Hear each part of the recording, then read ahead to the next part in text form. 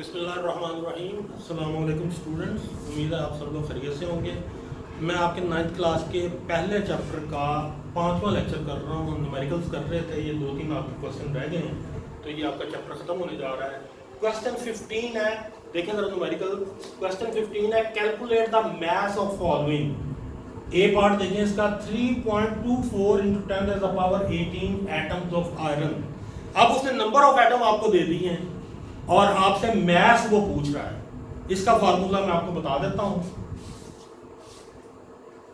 Math is equal to number of atoms divided by Avogadro's number multiplied by molar mass. इस फार्मूले में आप values लगाकर math निकाल सकते हैं। आयरन की उसने जो नंबर ऑफ एटम दिए हुए हैं वो है 3.24 × 10⁻18। इसे आप डिवाइड करेंगे एवोगैड्रोस नंबर से, यानी 6.022 × 10⁻23। और आयरन की जो मोलर मास होती है वो है 55। आपने इसको सॉल्व कर देना तो आपको आंसर मिल जाएगा। ये आगे काम सिर्फ कैलकुलेटर का है। क्वेश्चन नंबर 2 देखें जी। 2 × 10⁻10 बी पार्ट देखें इसका, ये ए पार्ट था। अब बी पार्ट देखें इसका, ये आयरन का, आयरन से रेलेवेंट है। बी नाइट्रोजन, नाइट्रोजन गैस का उसने वर्ड यूज किया है, तो अकेला N नहीं लेना, आपने N2 लेना है, जो कि नाइट्रोजन गैस N2 की शक्ल में एग्जिस्ट करती है।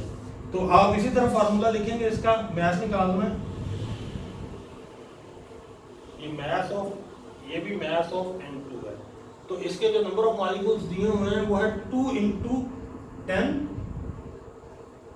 डिवाइडेड बाय एवोगैड्रोस नंबर से आप डिवाइड कर दें 23 मल्टीप्लाई N2 की मोलर मास होती है 28। तो इसे भी आपने सॉल्व कर देना है। ये मैं इसी फार्मूले के अंदर वैल्यूज लगा रहा हूँ। ये ए और बी पार्ट मैंने इसी फार्मूले के अंदर वैल्यूज लगाई हैं। क्वेश्चन नंबर सी देखें जी, 15 का सी पार्ट, 1 × 10⁻25। ये इसका सी पार्ट में करने लगा हूं।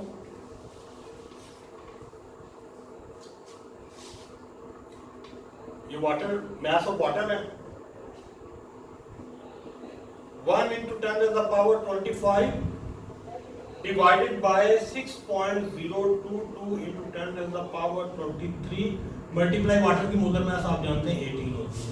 इसे आप सॉल्व कर दें तो ये आपका सी पार्ट हो गया है। और डी पार्ट देखें जरा, एल्यूमिनियम का है। मास ऑफ एल्यूमिनियम, इसके नंबर ऑफ एटम उसने दिए हुए हैं 3 × 10⁻6 डिवाइडेड बाय 6.022 × 10⁻23 मल्टीप्लाई एल्यूमिनियम की मोलर मास होती है 27। इससे आप मल्टीप्लाई करते हैं, ये आपको आंसर मिल जाएगा। ये आपका क्वेश्चन नंबर 15 जो है ये कंप्लीट हो गया है। अब हम जाने लगे आपके लास्ट क्वेश्चन की तरफ, that is question number 16। Question है जी, identify the branch of chemistry that deal with the following examples. ये आपने एक सेल्फ असेसमेंट पहले भी की हुई है आपकी किताब में। जो इस चैप्टर का जो पहला टॉपिक था जिसमें आपने केमिस्ट्री की डिफरेंट ब्रांचेस पर बातें की थी, वो इससे रेलिवेंट है। एक सेल्फ असेसमेंट आप इस पर कर चुके हैं। देखें जी जरा इसका पहला पार्ट देखें। अ कॉर्नस्टॉक ग्रोज फ्रॉम अ सीड, यानी ये सीड से एक पूरा प्लांट जो है ना कॉर्नस्टॉक ग्रो हो रहा है। और आपको पता है कि ये जिस केमिस्ट्री की ब्रांच की हम बात कर रहे हैं वो बायोकेमिस्ट्री है, क्योंकि ये लिविंग थिंग्स के मुतालिक जो है वो बात हो रही है। इसका दूसरा हिस्सा देखें जी, dynamite C3H5N3O9 exploded to form a mixture of gases, यानी डायनामाइट जब फटता है तो इससे डिफरेंट गैसेस पैदा होती हैं। ये हम इनऑर्गेनिक केमिस्ट्री की बात कर रहे हैं। आगे देखें जी,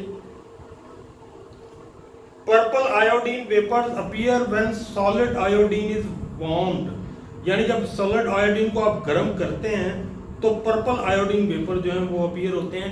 ये चूंकि फिजिकल स्टेट चेंज हो रही है तो ये फिजिकल केमिस्ट्री में आएगा। क्वेश्चन नंबर 4 देखें। Gasoline, a mixture of hydrocarbon fumes are ignited in an automobile engine, यानी गैसोलीन को आप ऑटोमोबाइल के इंजन के अंदर इग्नाइट करते हैं यानी जलाते हैं। ये आप जानते हैं ये ऑर्गेनिक केमिस्ट्री है क्योंकि हाइड्रोकार्बन के ऊपर हम बातें कर रहे हैं।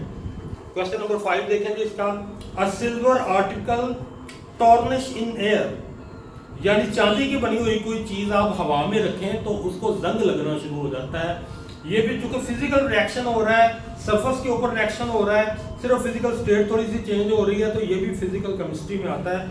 लेकिन वैसे आप इसे एनवायरमेंटल केमिस्ट्री में भी गिन सकते हैं क्योंकि जो मेटल्स होती हैं वो इरोड होती हैं या उनको जंग लगता है हवा के अंदर, इसका थोड़ा सा पार्ट एनवायरमेंटल केमिस्ट्री में भी आता है, आप वहां पर भी इसे गिन सकते हैं। क्वेश्चन नंबर 6 देखें जी, आइस फ्लोट ऑन वाटर, यानी बर्फ पानी के ऊपर तैरती है।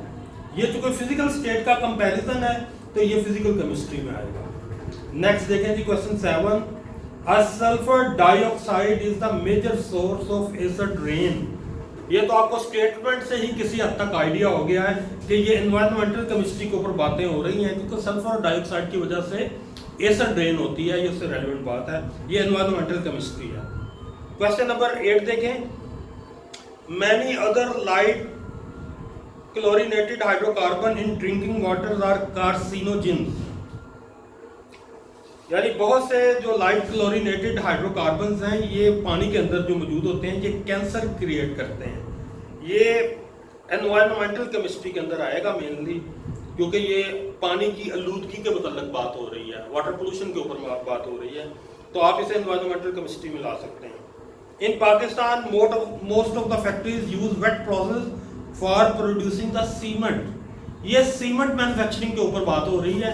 और आप जानते हैं कि ऐसी केमिस्ट्री की ब्रांच जो इंडस्ट्रीज को डील करती है वो इंडस्ट्रियल केमिस्ट्री कहलाती है, तो ये इंडस्ट्रियल केमिस्ट्री का पार्ट। और क्वेश्चन 10 देखें, carbon 14 is continuously produced in the atmosphere when high energy neutron from space collide with nitrogen 14। ये कार्बन का न्यूक्लियस जो कन्वर्ट होता है, नाइट्रोजन 14 का न्यूक्लियस कन्वर्ट होता है कार्बन 14 में। ये चूंकि न्यूक्लियस की कन्वर्जन की बात हो रही है तो ये न्यूक्लियर केमिस्ट्री में आएगा।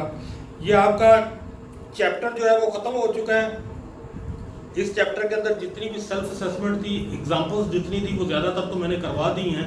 अगर कोई ऐसी मिस हो गई है तो आप बता भी सकते हैं, और जो जितनी भी सेल्फ चेक्स या सेल्फ असेसमेंट्स हैं वो काइंडली आप परफॉर्म करें, उसकी तस्वीर खींचें और व्हाट्सएप पर मुझे भेजें ताकि आप लोगों को भी इस प्रोसेस में इन्वॉल्व किया जा सके। ये आपका पहला चैप्टर खत्म हो गया है, इंशाल्लाह दूसरा जो आपका चैप्टर है वो नेक्स्ट लेक्चर से हम स्टार्ट करेंगे। Thank you.